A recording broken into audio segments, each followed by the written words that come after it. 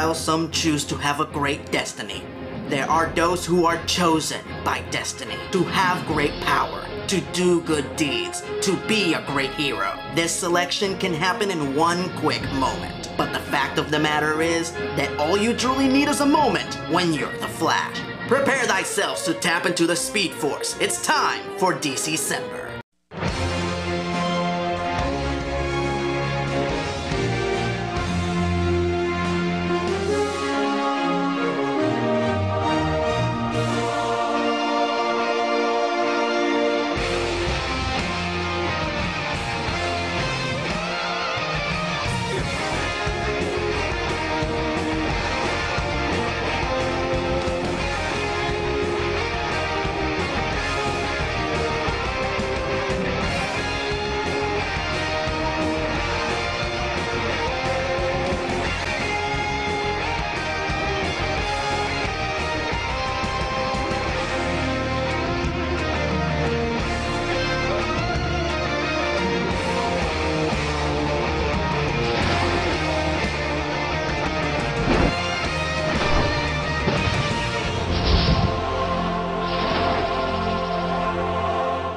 Greetings fanboys and fangirls, I'm Erod and I'm the Blockbuster Buster. As I've said before, I grew up reading old Silver Age and Bronze Age comics, and no hero represents the Silver Age better than the Flash. At the height of the popularity of Tim Burton's Batman, Warner Brothers was scrambling to adapt another DC Comics property into another medium, and their biggest and most elaborate undertaking of the time was a TV series based on the Scarlet Speedster. At the time, there was no show on television with as much production value as this. And as a kid, I loved every minute of it. So let's keep moving at super speed and jump right into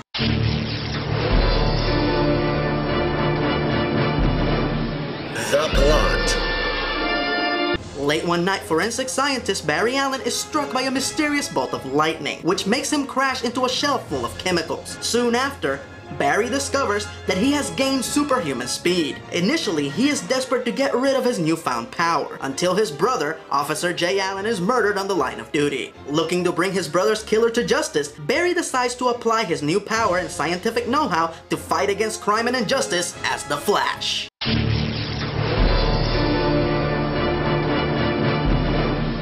Cast and characters. I usually save the main character for last, but let's change things up and start with the nucleus of the show and work our way out. So let's start with Barry Allen, aka The Flash, played by soap opera superstar John Wesley Shipp. In the comics, Barry was mostly portrayed as your run-of-the-mill Jimmy Stewart lovable but boring white guy. John gave the part his own personal spin, infusing the character with his own infectious charisma, but never allowing Barry to be too cool. He was still a lovable goober. In fact, a big part of the reason why this show still holds up today is because John is so gosh darn likable. He can go from being an intense badass hero to an awkward everyman in the span of a scene. Also, I've always thought it was hilarious that even though Barry's supposed to be a scientist who has his face glued to a microscope the majority of the day, John is not only in impeccable shape, but they make sure to show him with his shirt off as often as possible. Soak it up, ladies. Barry's trusty sidekick throughout the series was Dr. Tina McGee, played by Amanda Pays. Now, Tina was just supposed to be an expositional character to explain all the sci-fi elements in every episode. Accordingly, she's British. That was before the equipment crashed. You may not have hit your top speed. Cause let's face it, ridiculous sci-fi nonsense sounds more believable when a British person explains it. Like I said, exposition dumping was the only role Tina was supposed to play, and she wasn't supposed to be anything else to Barry. In fact, in the pilot, Barry's love interest is his longtime girlfriend and later wife, Iris West, played by Paula Marshall. But the chemistry between John and Amanda was far more palpable, and test audiences took notice. So Paula Marshall was phased out of the show, and Tina was made into a multi-purpose character. Not only was she the expositional character, but she was also Barry's unrequited love interest, confident, physician, and purveyor of nifty gadgets to combat whatever was the threat that particular week. Now that is multi-purpose. If she was married, she'd be a Swiss Army wife. Barry's best friend and fellow lab guy was Julio Mendez, played by Alex Desert. Julio is the polar opposite of Barry. Where Barry's lame and awkward, Julio is cool and super smooth. They had this fun little subplot throughout the series where Julio would always find evidence that Barry was the Flash, but eventually, Barry put the kibosh on his theories. Julio, look!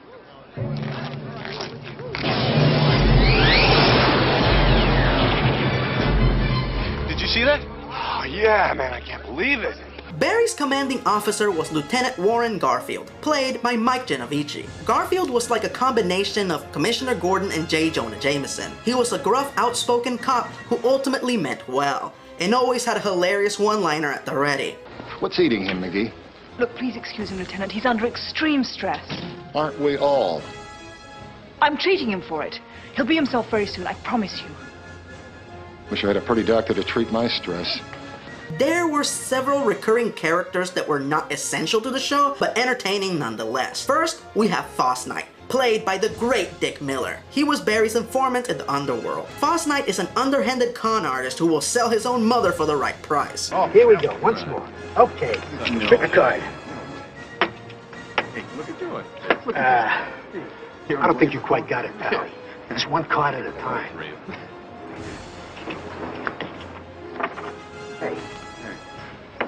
Hey, what are you doing? Come along, folks. Oh, only winner in 3-card Monty's the dealer. Then there's Murphy and Bellows, played by Vito D'Ambrosio and Biff Mannard, a couple of beat cops who are usually the victims of whatever the supernatural threat of the week might be. These two had a hilarious running gag where Bellows believed the Flash was real, all the while Murphy thought he was just an urban legend. Every time the Flash would come to their rescue, Bellows would always see the Flash, all the while Murphy would completely miss him. He collared the trickster. Don't tell me you didn't see that. All that tear gas, I couldn't see a thing. Oh, that figured. And last but not least, we have Robert Shane, who is actually a DC alum, as he was best known for playing Inspector Henderson on The Adventures of Superman. Shows how stupid a crook can be. Imagine him thinking you could be Superman. Well, now, just a minute. Isn't that funny? Mr. Shane played Reggie, a blind newsstand man who would provide Barry with his daily newspaper as well as vital information. What most folks don't know is that Mr. Shane had actually lost his vision by this point in his career, and he would learn his lines by having his wife read them aloud as he would memorize them. Now that's awesome. Thank you, Mr. Shane. Real fanboys appreciate your contribution. What happened? He had some kind of a seizure. No, he didn't. He was murdered. You're crazy. There wasn't nobody near him. I tell you, there's another guy here. I can even describe him. Go ahead. Maybe 6 feet tall and kind of wheezes when he breathes and sweats like he was scared. Call the police. Thanks. Anytime, Barry. Yeah, Reg. Take care now. Now this series only had one season, so instead of discussing it by years or eras, let's instead talk about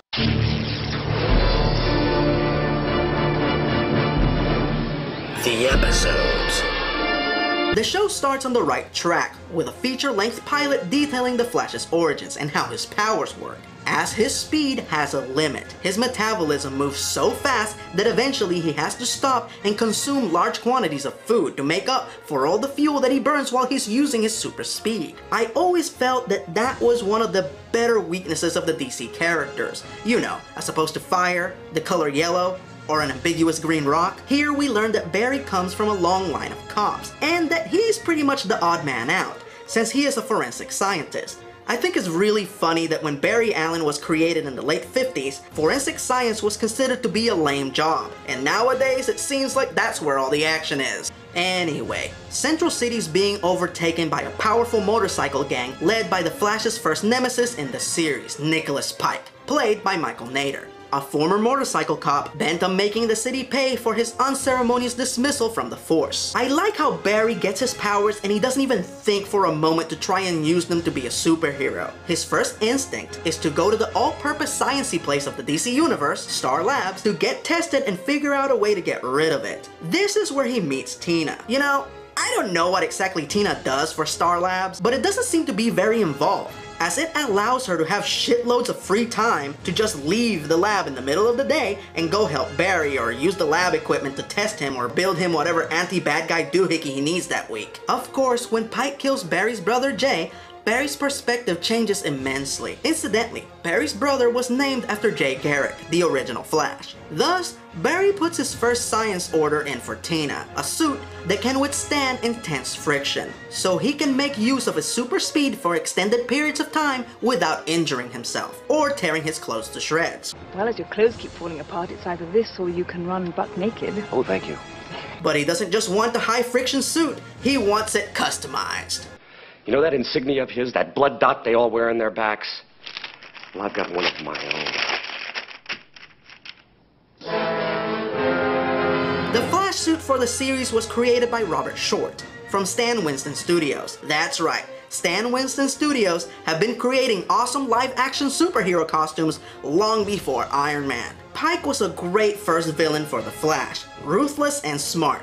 He was originally supposed to be a one-off character, but the producers liked him so much they brought him back for one more episode. Fast forward. This is one of the absolute greatest episodes of the series. While trying to outrun a missile, the explosion sends the Flash 10 years into the future. A future without the Flash, where Central City has gone to hell, and Pike rules with an iron fist. This, of course, is the It's a Wonderful Life episode of the series. And it is simply beautiful to see just how big of a difference Flash made in people's lives. And we also get a good reference to the Flash Museum from the comics. Now, if that's not enough plot for you, just as an added wrinkle, the accident that sent Barry into the future also took away his powers. So he must battle with one of his greatest enemies, save the city, and get back to his own time as plain old Barry Allen. Okay, before I go on talking about all the awesome episodes of this show, let's take a moment to reflect on the episodes that are not so great. Let's start with one that most people remember fondly, but personally, I didn't think it was that good. Twin Streaks. Some jerk-off scientist successfully clones the Flash as part of an experiment to create a super soldier or some shit.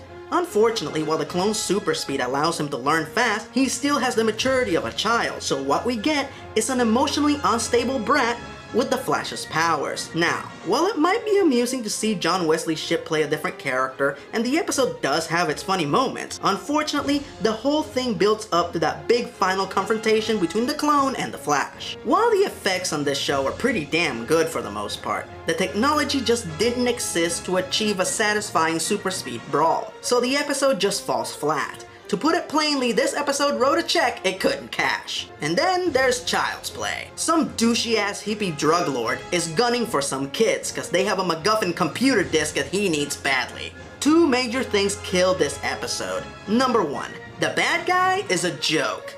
You know the second the Flash catches up with him, he will kick his stupid hippie ass from here to Tuesday. Incidentally, the Flash defeats him with the power of rock. I can't make that shit up. And number two, this episode is one ridiculous ongoing drug PSA. They don't just beat you over the head with the message, they fucking sledgehammer you right on the base of the skull with it. This one's dead. So is this one. What the hell are they on? You involved with drugs, Terry? Hey, come on, I'm not that stupid. My life is hard enough. You know, if they wanted to do a drug PSA with the Flash, there are easier and far more effective ways to go about it.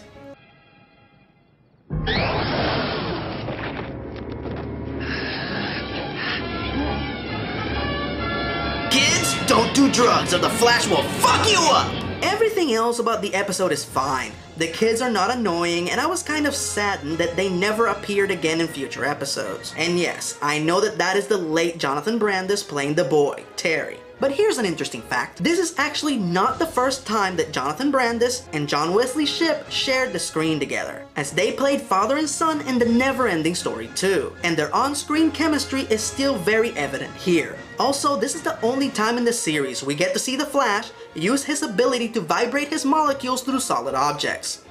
He went through that brick wall like a ghost. Yeah, I guess my molecules were vibrating so quickly I passed right through the wall. Whoa. Weird. Tina, is that you? Barry's having bad dreams, and apparently this requires the expensive resources of Star Labs to fix him. Something goes kablooey with the Nightmare Be Gone machine, and now Tina is evil.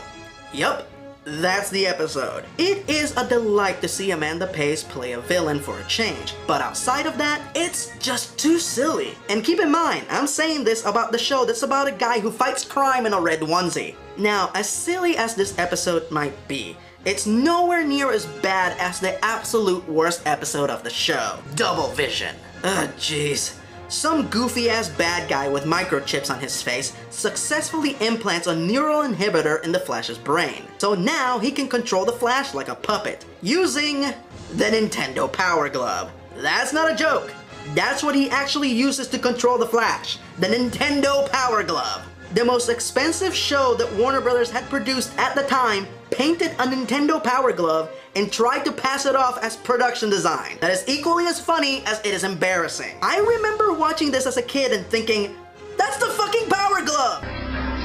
It's so bad. You mean to tell me you can't control actual video games with that piece of shit, but you can control the Flash with it? I'm pretty sure that was the first time that I ever called bullshit as a child while watching TV. So Lucas Barton Sr. over here has control over the Flash. And I want you to guess, just guess what he does with him.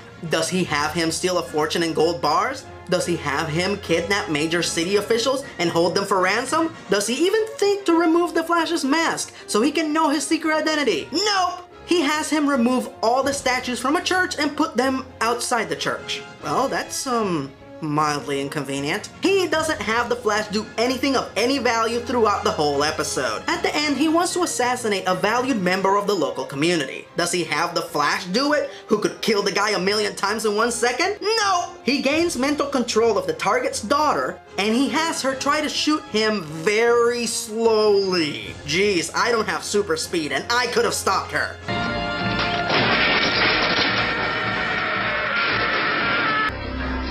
It's so bad.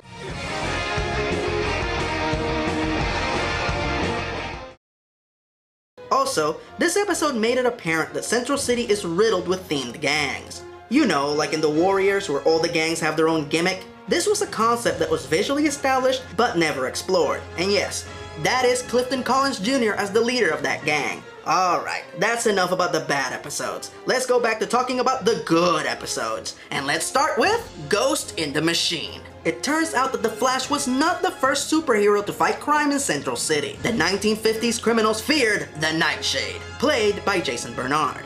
And yes, I know, the Nightshade has a strong resemblance to the Sandman, but the producers of this show claim that the resemblance is accidental. The Nightshade's arch-nemesis, the Ghost, escapes incarceration by entering a secret cryogenic chamber and emerges in the present. So Dr. Desmond Powell must come out of retirement and team up with the Flash to bring down the Ghost. I love the Nightshade. He is such a great character and a great mentor for Barry. It's just great to see him try to teach the young impulsive crime fighter a better way to do things.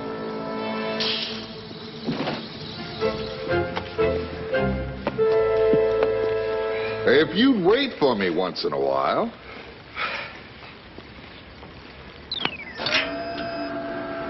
Not to mention all the great moments when their styles clash. You should stay in better shape. Did you really search every room in this mansion already? Twice. I found the secret passage in here. It'll put your garage to shame, doesn't it? Do you have a headquarters? My salary, an apartment. And the producers of the show must have loved the Nightshade too, because they brought him back for one more adventure. The Deadly Nightshade. One of the fans of the Nightshade, played by Richard Burgi, decides to take up the mantle of the Nightshade and clean up the streets of Central City. The difference is that the new Nightshade kills all the criminals that he comes across. So Barry and Dr. Powell must once again team up to put a stop to this preposterous plagiarist. Interesting fact. Richard Burgi was the original choice to play Barry Allen in this show. Unfortunately, he had a scheduling conflict and had to drop out. But he was still on good terms with the producers, so he came back for this guest spot. In a way, these episodes remind me of Beware of the Grey Ghost from Batman the Animated Series. However, the Flash and Nightshade seem to have a more equal relationship than Batman and the Grey Ghost, putting each of their strengths to use when the situation demands it. I always felt that Dr. Powell was the dad that Barry never had. Oh, and yes, technically speaking, Barry's biological father is still alive in the show, but the guy is a total asshole. Well, actually, Dad, that was Barry and the crime lab boys who put us on the convoy. Yeah, I mean, sure, the lab boys are important, but real cops, work the street, facing the scum of the earth, with nothing to back you up, but a gun, a badge, and a prayer. Okay, Dad. Also, this episode has cameos from 2 Star Trek actors, Denise Crosby, better known as Tasha Yar, and 7 of 9 herself, the lovely Jeri Ryan. Okay, if there is one thing that makes the Flash stand out from most superheroes and elevates him to stand shoulder to shoulder with the likes of Batman and Superman, is his awesome rogues gallery. So bring on the bad guys, starting with Captain Cold. Cold was played by Michael Champion, and while he was reduced to an albino hitman with a cool theme, get it? Cool theme? Oh, sorry. He was still a fun bad guy to watch, and one of the first to truly challenge the Flash. My only complaint about this premiere episode is that it features some dumbass reporter woman who won't leave the Flash alone and almost gets him killed on several occasions. Thankfully, this is the only episode she is ever in, and Michael Champion is so good in this, he makes it worth putting up with her. Hell, he's so badass, he can make the Reanimator inanimate. Yes, that is Jeffrey Combs playing Captain Cold's boss, who incidentally went on to voice the Scarecrow in Batman the Animated Series. Alright, let's talk about another great episode that showcases another great rogue, the Mirror Master, in Done with Mirrors. In this episode, the Mirror Master is played by David Cassidy from the Partridge Family. Now, even though this is an odd choice, believe it or not, Mr. Cassidy is actually awesome in this. It doesn't even bother me that the Mirror Master is not Irish. Hello again, Flash.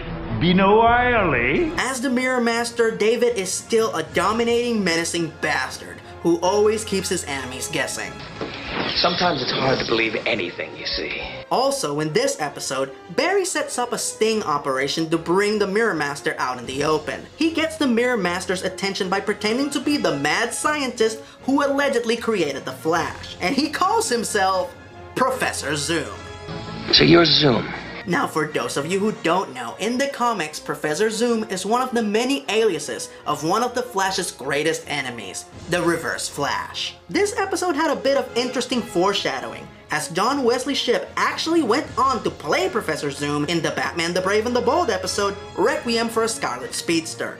Batman and Kid Flash, welcome to Fortress Zoom, which sees Batman team up with all 3 generations of the Flash to take down Zoom. Alright, I've saved the best for last. The Flash's greatest enemy in the course of the series. The Prince of Pranks, the Duke of Deception, the Count of Conundrums, James Jesse, the Trickster. Played by none other than Mark Hamill. If you're one of those people who loves Mark Hamill as the Joker so much that you wish you could see him do it in live action, well, guess what? You get to see it here, in 2 separate awesome episodes. In his first outing, schizophrenic serial killer James Jesse is gunning for one of Barry's former flames, intrepid private investigator Megan Lockhart. But as soon as the Flash comes to her rescue, Jesse sets his sights on the Scarlet Speedster, and the Trickster is born. I cannot put into words just how good Mark Hamill is in this. The guy is a fucking maniac. Playing multiple characters, doing impersonations and voices, there is never a dull moment when he's on screen. No more strength. And now here's something we hope you really like. You can tell that Mark is a DC fan and that he relished every moment he got to play this great character. And this is the only bad guy that was fully realized the same way that he is in the comics. So this was even more exciting for me as a kid. And now for the final confrontation between the Flash and the Trickster, and the final episode in the series, Trial of the Trickster. I wouldn't go as far as to say that this is the best episode, but it is awesome. On the eve of the Trickster's trial for his previous rampage on Central City, he is rescued by his trusty henchgirl, Prank, and wait, the Trickster has a henchgirl named Prank? Okay, to the casual viewer it might seem like Batman the Animated Series ripped off the Flash, but keep in mind that animated shows take longer to produce, and more than likely, Batman the Animated Series was already deep into production by the time the show aired, meaning that this is more than likely an astonishing coincidence. Anyway, the Trickster's first rampage was a mere cakewalk compared to the sequel, as he starts tearing the city apart, punishing all those he felt betrayed him. And just to add insult to injury, he captures the Flash and brainwashes him to do his bidding. But unlike the moron from Double Vision, the Trickster actually has a reason for not unmasking him. But don't you want to see who? He is the mask. Without the mask, he's nothing. Bupkis, not a zip. Just some boring, average, insignificant jerk nobody cares about. Who'll die alone and forgotten, watching game shows in an empty apartment. With cats. So you touch that mask again, I'll murder you. I didn't say it was a good reason. And he uses the Flash constructively, as a living weapon, to exact his revenge.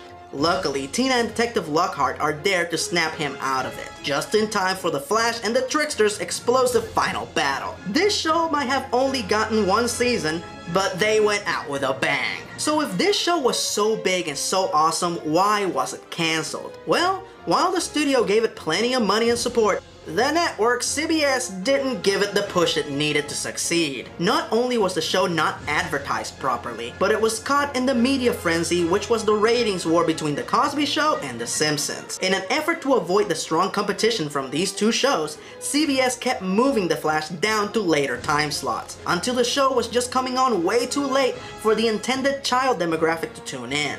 So the lack of ratings combined with the hefty price tag attached to each episode led Warner's to pull the plug. Hell, I didn't even see The Flash when it first aired. I only found out about it about a year later when they started airing the syndicated episodes dubbed into Spanish on one of my local channels. Executive producers Danny Bilson and Paul DeMeo have revealed that if the show had gone on for a second season, they would have had the Rogues, Captain Cold, Mirror Master, and the Trickster team up to take down the Flash. Well, even though this show was over, the idea didn't die, as the producers of Justice League Unlimited actually made it happen. Flash and Substance, where those very Rogues plus Captain Boomerang team up to take out the Flash during the opening of the Flash Museum. And just guess who plays the Trickster? Mark Hamill, bitches! Got me again, Flash! Granted, this is Wally West as the Flash and not Barry Allen, but we do get a quick nod to Barry as a lab tech with a strong resemblance to his comic book counterpart who has a brief exchange with Wally. While this episode might share an indirect connection to the Flash series, as a fan of that show, this episode gave me a strong sense of closure. Dude, the bad guys went down and nobody got hurt. You know what I call that? A really good day.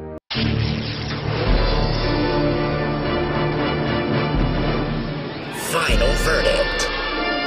A lot of people like to accuse this show's soundtrack of sounding way too much like Tim Burton's Batman. And it should, as the initial composition was done by Danny Elfman. However, a lot of the arrangements and musical supervision was handled by the late great Shirley Walker, who went on to work on the music for Batman the Animated Series, Superman the Animated Series, the Superman-Batman Adventures, and Batman Beyond. So if you like the way these shows sound, this is the woman you should be thanking. As I've stated before, some of my fondest childhood memories are that of coming home from school and tuning in to see Zorro, the Disney Afternoon, and this awesome show, which gave me the grandeur and epic quality of a movie in the form of a weekly TV show. 10 points on the badassitude meter. Put on your anti-friction suit, gather the Flash family, and give it a watch.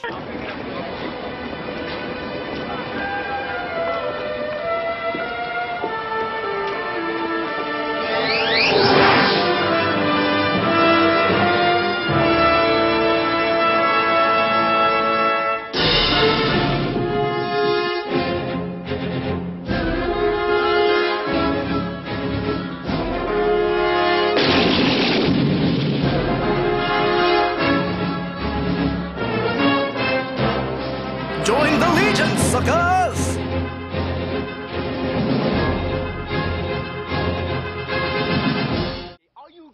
Wait a minute. Did you see that poster in the background? That poster he just passed. Did anybody just see that? Whoa! Hey, Earl, come on. Hey, don't we get enough of that? Whoa, and that one too. You see that poster in the background? Oh man, I hope Clark and Bruce are collecting residuals on this shit.